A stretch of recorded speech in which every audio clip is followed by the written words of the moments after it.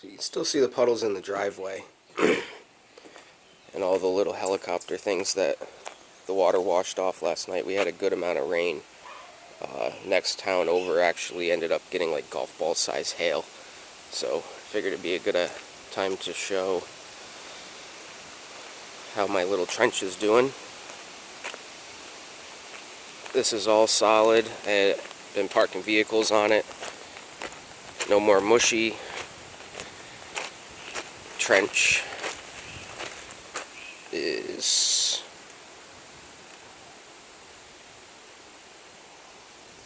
holding a little bit of water in this corner still where that tree was, but it's making its way around and down to the retention pond,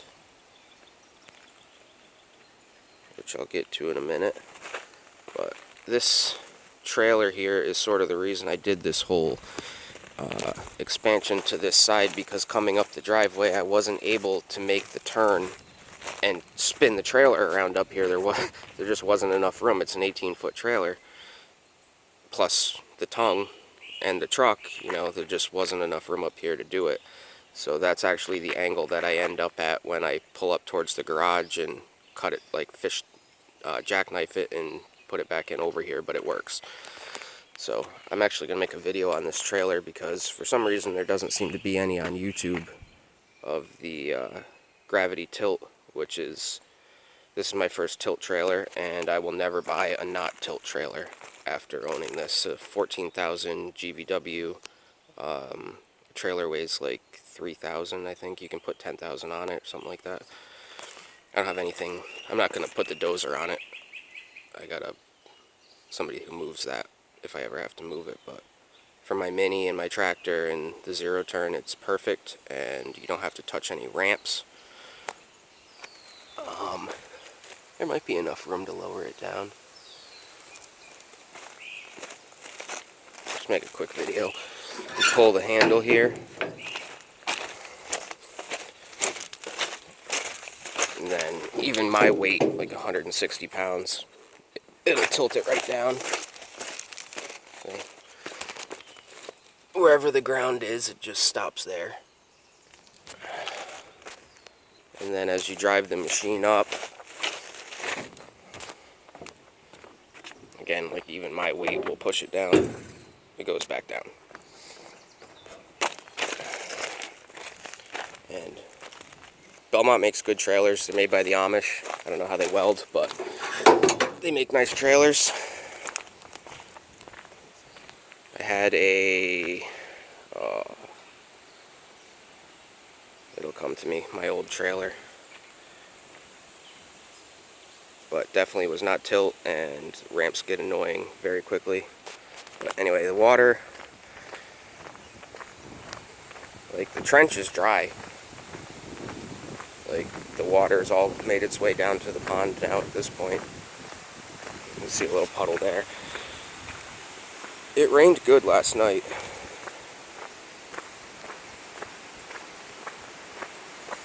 But you can see the driveway is dry. There's no water pouring across and filling up half of it. And the little retention pond is holding all the water that would be on the driveway. So you can really tell the grade change with the water because the water stays level. So like there's on the right hand side over here, there's maybe a foot between the top of the water and the ground, and then up here there's 2 to 3 feet. So that'll allow it. I'm going to make like a spillway, an overflow that goes over between those two trees, so when it does get up that high, it goes where I want it to go. But all of this, you can see all the cracks in it.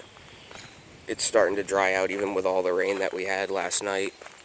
We haven't had rain for like 2 weeks, and I dug this probably 2 weeks ago. So all of this clay material is starting to dry out, and I'll take it and smooth it all out.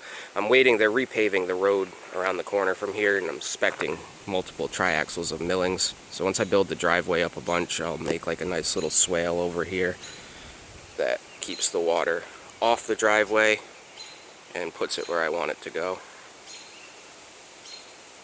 But yeah, the retention pond is working. The driveway is dry. There's no water running down it. There's no washout. The water is going where I want it to go. So, call it a success. Hopefully this gets some frogs, but either way, it's far enough away from the house. I'm not worried about bugs. But what a beautiful day.